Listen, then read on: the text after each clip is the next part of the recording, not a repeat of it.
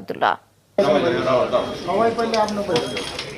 শান্তিতে নোবেল বিজয়ী অর্থনীতিবিদ ডক্টর মোহাম্মদ ইউনূসকে দেশে স্বাগত জানাতে দুপুরে বিমানবন্দরে যান বৈষম্য বিরোধী ছাত্র আন্দোলনের সমন্বয়করা।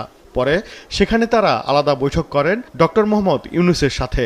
বৈঠক শেষে সমন্বয়কদের কয়েকজন কথা বলেন গণমাধ্যমের সাথে, জানান তারা নতুন বাংলাদেশ গড়তে চান, পরিবর্তন আনতে চান সকল স্তরে।